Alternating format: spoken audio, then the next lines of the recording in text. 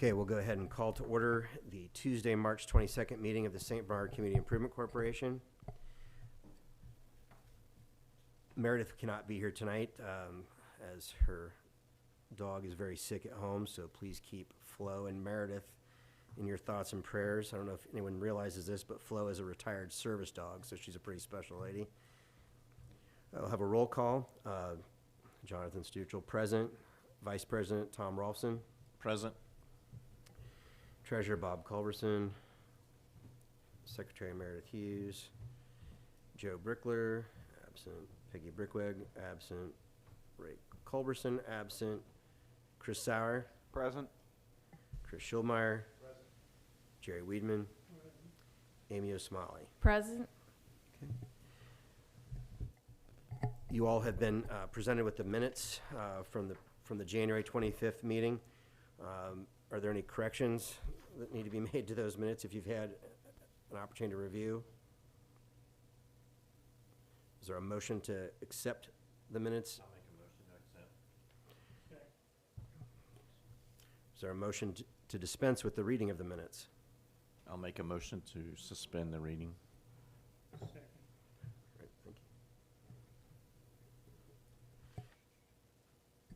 Okay, as far as treasurer's report, currently they're in the Fifth Third Bank account is $383,913.68 is the current treasurer report. At this time, we're going to have our friend Darren Hall from the Civitas Development Group, who's going to give us an update on what's going on right now with the shopping center development plans.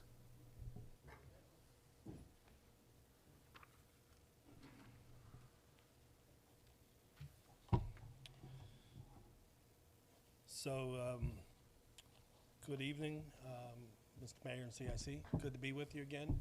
So I was saying earlier, we haven't been able to address you. It was before the holidays, so it's been almost a quarter since we're here. So I'm happy to be here tonight to kind of catch up and let you know what we've done. Remember the last time that, the last meeting we're here, we signed the development agreement, which gave us the right to move forward and go on. And so I want to tell you what we've been able to do since then.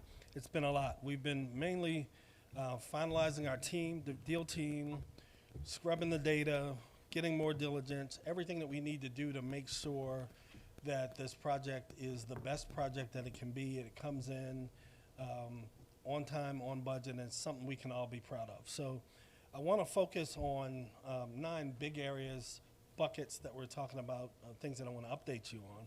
Some of which you've heard before, some of which will be a little bit new. So the first one is the market study that we did.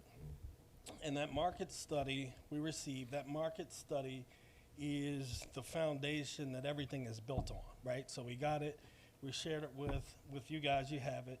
What it shows is it shows demand for what we're trying to build. It shows, you know, whether you should have more 1s or 2s or studios or things like that. It shows comparable projects, all the things that you need to make sure that you're headed the right way.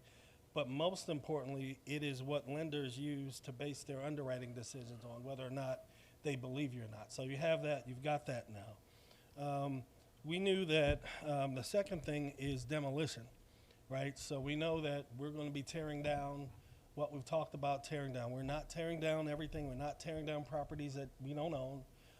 But we wanted to figure out what a scope of work would be to do the demolition in a way that is not disruptive to any of the businesses that are staying there, but to do it in a way that is clean, it can be sequenced, and in a way that sets you up for pad-ready development when we engage the general contractor. So we've got a bid right now from O'Rourke Wrecking that we worked with many times on doing that.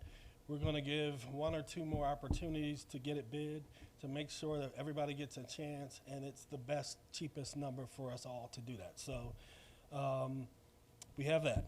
Okay, so now after you demolish it, we're starting to really need to understand what kind of site work needs to be done, right? Because site work is critical. So we want to do it in a way that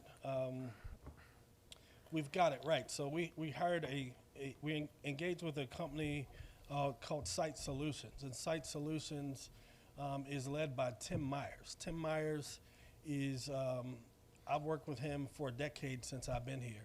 He's the best person at site work from an owner's rep perspective that I know. And he's also affiliated with, I think it's Alnair. Is it Alnair? He's the one that's doing all of their jobs. So pretty much every big job that you see in Cincinnati, he's the guy that figures out how to get it out of the ground and how to do it the right way. So we had that meeting yesterday. So now we have a budget for that. And the budget is, what we priced is you get it down on the ground, you figure out what your dirt balance needs to be so you don't have a huge import or an export. How do you get the utilities in the ground? How do you do it in a way that you don't strip all the concrete and blacktop off so you have a big mess of mud? But how do you do it strategically in doing that? So we've got that just yesterday. So we got that too. What we did also, after you get the site work, now we need to really, really start to think about what it is that we're doing. And so you know that GBBN, who you've met, who presented to you here, is the architect on the project. So we've been working with them to really think about, given what we know site work needs to happen, given what we know the market study shows, given what we've heard from the community engagement sessions, what does that need to look like, right? How many one bedrooms, how many studios, how many two bedrooms, what do the materials need to look like on the outside? And that is the piece of work that we're about to begin in the next couple weeks. So out of that comes, so we call that the schematic design phase, right? Out of that, you get your site plan, the floor plans, the layouts, the massing, the elevations, all of the stuff that when people ask the question, what does it look like, we'll be able to start to get in. Out of that comes, you'll actually have plans so that the construction company can actually go and do the takeoff and tell you to build it. That is a process that will be definitely interactive with you all. We'll come back before you several times in that process. We haven't started yet, but we had to get to the point to figure that out. Next, we're getting to construction company. And so all of this works together, so it's iterative, right? So construction company, when we came and we talked, we thought that we had our construction company lined up. We had a lot of conversation with our friends from Triversity, but just before Christmas, given you know, everybody's as busy as they've ever been. Triversity told us that they just didn't have the manpower, given the other things that they had on their schedule, to go forward with us on this project this year. If we were going to wait 3 years from now, which we're not, they could do it. So Triversity introduced us to their partner, Messer. We had a great meeting with Messer. Messer told us the same thing, right? So what Messer did, and you have to give all these companies credit for, is they took the time to introduce us to their competitors, right? So they took us, Messer took us to HGC. So we met the leaders of HGC. HGC wants to do it, has the experience, has the capacity, is a local company here. I've also worked with HGC many times during my tenure at the Port Authority. So we had several meetings with HGC, and they understand what the scope of the project is, what the community wants, and what we need to do. So we're doing that. They come back to us, and I'll just tell you this, and they told us with the numbers that this thing now, given all the cost increases and busy, it costs $50 million to build this, which is more than $10 million north of what we said. So we had to get to the point we said, well, okay, let's unpack these numbers. What's your scope? So it turns out they had priced more square feet than we were authorized to do, more units. They built a garage and all the things that we didn't talk about. So we got the numbers back to a place where it makes sense. The other thing that I think is critical that you guys know is that construction prices are out of control. So the sooner we can get moving, the better it is for all of us. They priced an 8% escalator into this. So, I mean, Chris, you know, right. And it's just really, really tough to get it. So we got it worked out, and we're back to a scope where we think is right. We got the number down to $40 million. So we got $10 million out of that. Okay. After you build it, who's going to lease it up? Who's going to manage it? So we found another best-in-class organization called Village Green. So Village Green is, founded in the 70s. They manage, I think, 3,000 to 4,000 units of housing, apartment housing here in Cincinnati. They offer a full range of property and lease-up and management services, so they're best in class.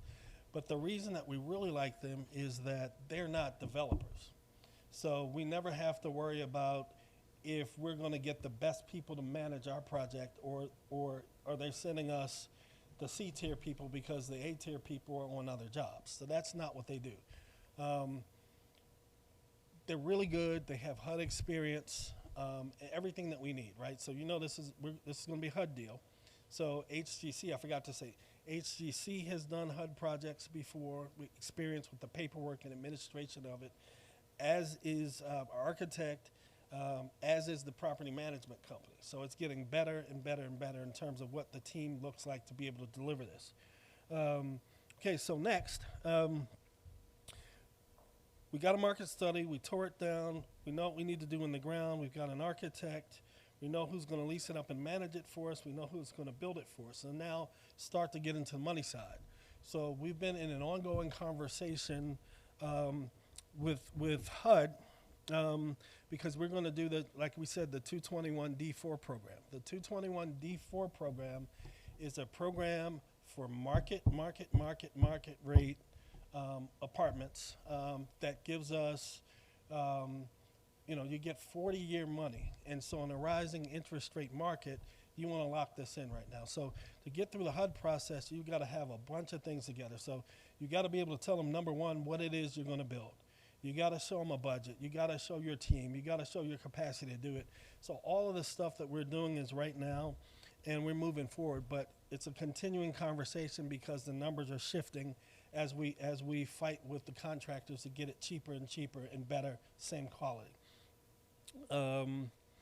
Just today, we went back to the port again because the port is doing the TIF bond for us. That's the other piece of the capital structure. Because the budget is bigger, the TIF is bigger. So the port had to go to their investment bankers and run the numbers again. So we got that. We're getting more money. So don't worry about not the fact that the budget is getting bigger, because the increment gets bigger, and it's something that we can be able to do. It's an iterative process. Everything is great. And we're moving forward on that. So that's bucket number 8. Bucket number 9 is that last week we sent back to Meredith the purchase agreement with our comments on it. We want to get that buttoned up just as fast as we can. We took extra time because we wanted to make sure that we didn't get an agreement that HUD was going to tell us that we had to change given the structure of it. So we think we're there. We've got lawyers working everywhere, and we're in a really good place. We're moving forward, and we want to get as much momentum on this as we can. Please don't think that because hammers aren't swinging that work isn't being done, because it's just the phase that we're on the project right now. But that's where we are. So I'm happy to take questions.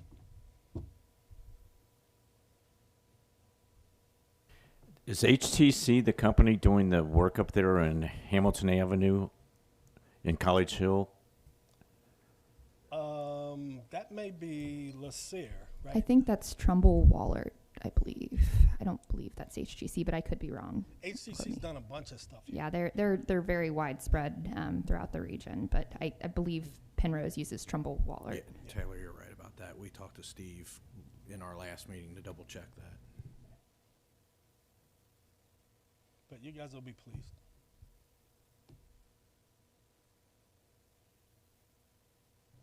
Anyone else Darren, could have- you verify for us one more time? HUD 221D4, that's for market rate? Market rate Okay. apartments. Thank you. Okay. Darren, is there anything that did take you by surprise that you guys have to work through, or any risks that you see that you didn't expect? It's just construction budget. So, things cost more, supply chains are threatened, but then there's some people, certainly not you, that are using it as opportunity to kind of just get as much as they can. And that's, again, that's why you have good folks on your team, because we can challenge those numbers and say that doesn't make any sense. Because, you know, we're not going to be the developer that cheaps out the development just to make money. That's not how we roll. So we want to get the very best budget that gives us the best quality things that's in line with what you want. And so that requires us locking horns with contractors or something. But it's just part of it. So Darren, one other question. So I do have one more thing, though. Yep. So after you, yep. Do you want to answer that? So the other thing is that we found out that Waterworks has their water lines all the way around the property. Specifically, there's a fairly decent sized one between the post office and where the north end of the site. And what our site guy told us is, you know, have you checked with Waterworks about the feasibility of this project? So, and not that it's not feasible, but sometimes you need to clear it with Waterworks, because we have heard that in some instances, developers may be required to replace the infrastructure in the ground if you want to do your project. And so I did not expect that, but we'll get to the bottom of that quickly, because that could be a big expense.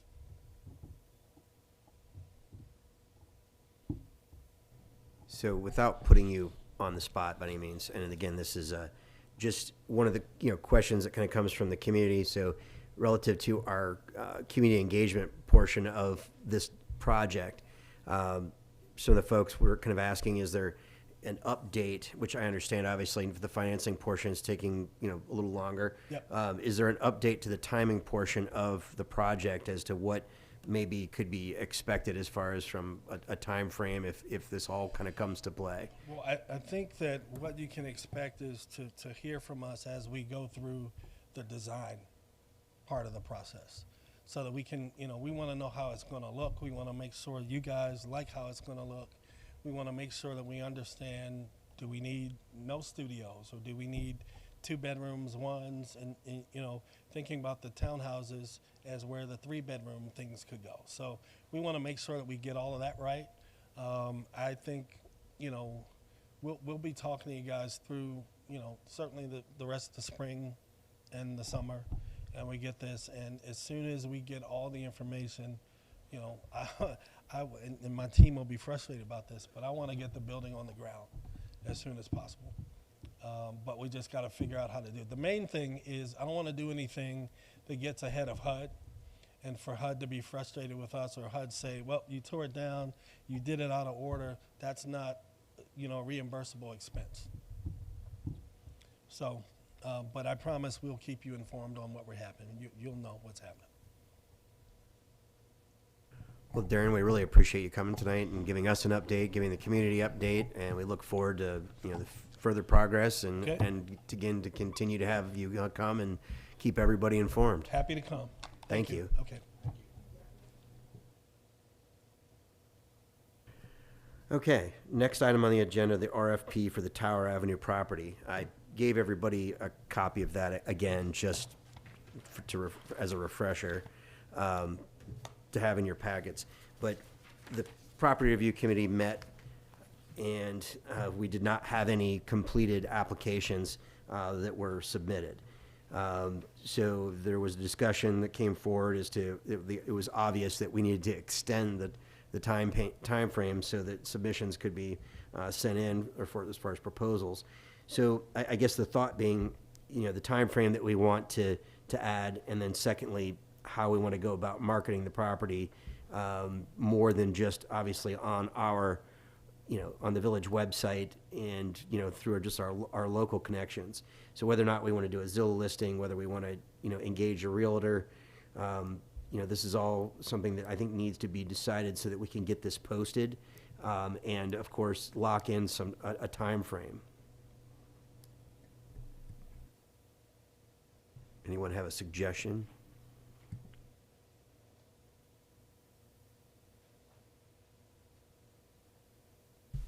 Where has this been sent out so far, or what has the audience been so far? Currently, the audience has been pretty much the exact same way that it's been done in the past. We did not reach out of the local market for this. There were local developers by word of mouth. We posted it, on the village website, which obviously didn't reach out really far enough. So at this point, and I understand, of course, again, what Darren's dealing with on construction costs and all that. I mean, I didn't expect there to be as many people, submitting plans. But at this point, we do obviously need to reach outside the area. So it was not a great effort to go outside of, the St. Bernard connections. I certainly think that it would be worthy of looking into representation in real estate. Is there a specialist with new construction that, I know we've worked with the other agent, does he work with new construction, or do you think that perhaps we should look at somebody who specializes more in this thing? My only thought on that is not so much related to the new construction piece of this, because it just comes down to selling the property, but finding someone who understands our process and is able to walk applicants through that, I think, is going to be really critical if we do decide to go that route, just because this isn't a standard, straightforward transaction, and we do have specific requirements that we are imposing. Do we know who represented the condos that were being built down along, right off of Mount Lookout, downtown Mount Lookout, as you're going up that one little hill? They totally rebuilt that stretch of condos. I can look, I drive that every day. And I would can look at imagine that because those they- are all actually, there's still sold signs that are up, but that would be someone to look at as well. Yeah, I could find out. I'm thinking that they would probably tie to some pretty strict restrictions, and so they're probably used to working with limitations. One other thought that I had was if we could connect into the Home Builders Association and market this that way, I feel like we could definitely get a wider audience of the right folks that way, and that might be one step to take prior to actually engaging a realtor to list these properties. So at this point, do we want to try to set a time frame, move forward with the idea of reaching out to the Home Builders Association, potentially just doing, again, a Zillow listing on our own? Do we want to set a time frame just for doing that? And then if we need to take it the next step by, actually engaging a realtor, we can? I like that idea. So what would be the proposal for, I guess, a time frame for doing, just as we had stated? Do we want to add, 45 days? Do we want to do 60 days, 30 days? Jonathan, what do you mean as far as time frame is how soon or how long we'd leave it there? Well, so basically, our RFP gave a cutoff, more or less, just to say applications need to be submitted by such and such date for review. We also listed a question period that was required for any applicants if they had anything that needed to be clarified before submission, anything like that. So do we want to go back to the hard timeline approach or not? We set one previously. I think a hard timeline is still appropriate, so that gives us a clean cutoff if we want to move into the other direction. I think the question is do we want it to be 30, 60, or 90 days? Or how far out do we want to extend it, really? Perhaps we could just shift the deadline for questions back to April 15th and get this posted before the end of this month, to allow for question time, or even the end of April, and then end of May, maybe for deadline for proposals. That works. And so Taylor, are we doing this and putting it on Zillow at the same time? Is that what we're saying? Okay. Yes, yeah. Basically just expanding our marketing of the actual Sure. RFP to cast a wider net here, and kind of gauging from there what the response rate looks like. That makes sense to me. Do we have any of those CIC signs left? I think we could put one of those up. Doesn't cost much. We can put a couple.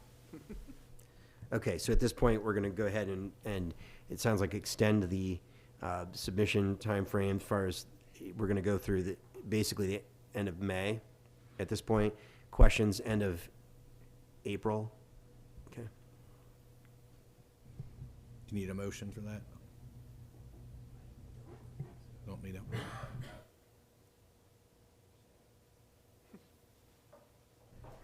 Okay. Next, we have the annual mowing contract. Currently, we had one submission from the individual that has previously been mowing it for the last several years, Josh Schuler, for his corporation, and so basically JMS Landscape and Lawn Care. Right now, currently, there is a total bid cost for mowing all of the properties at $569 per mowing period, which is a 10-day cycle. The only spot that we're requiring to be mowed, if it needs it on a more frequent basis, would be in front of First State Bank. But the price went up just slightly from last year because, again, we're adding the now what is a grassy area where Long John Silver's sits. And then there are also some side notes that were left that, again, possibly the Tower Avenue lots could be developed. And then depending on what happens with the license agreement with St. Clement, that could also end up not having to be mowed. So that would reduce our cost by $100 a month. So he knows that within reasonable notice that those could stop at any time. So at this point, I'm going to ask for a motion to, of course, accept the bid as presented by JMA for $569 per mowing period. Is there a motion to accept this? Okay. I'll second it. At this point, we will go ahead and do a roll call. Of course, President Stuchel, yes. Vice President Tom Ralston. Yes.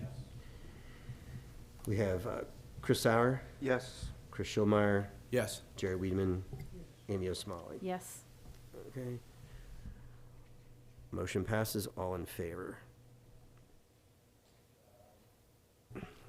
Items for the next meeting. The Property Review Committee had some discussion, of course, about the Vine Street Master Plan. Again, not being a community-wide master plan, but to try to focus on the Vine Street corridor as our development plans have, of course, developed. We will be looking, hopefully, between now and the next meeting, trying to get some additional information so we can bring forward with some possibilities and maybe even bring somebody to come speak to us if that is a remote possibility, but we'll be working on that. Also, the license agreement with St. Clement, just to let you know where that stands. Currently, it has been forwarded to the Archdiocese attorneys for review. I don't know where that's going, other than I fully expect a redlined copy because they followed up with me and asked if I could send it in Word format. So just so you're aware, we'll have to bring that probably back to the table because I would ultimately assume that the license agreement that we approved and voted on will probably be somewhat altered. So we'll bring it back to the table to see where we stand. So I'll hopefully have something back from them at that point.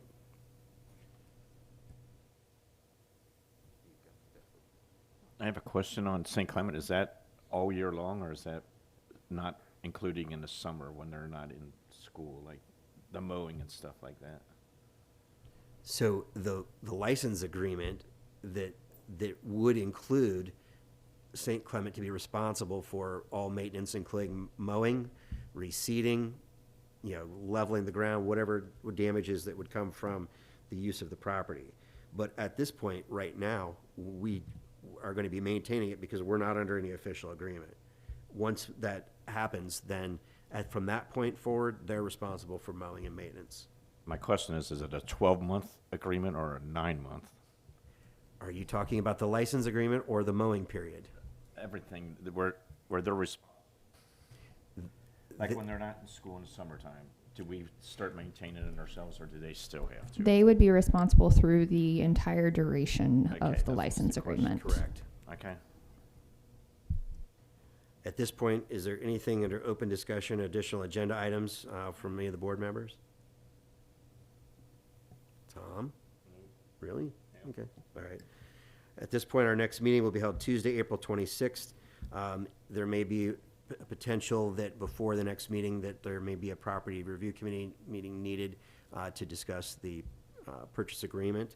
At this point, I'm going to ask for a motion to adjourn. Thanks. All right, thank you very much.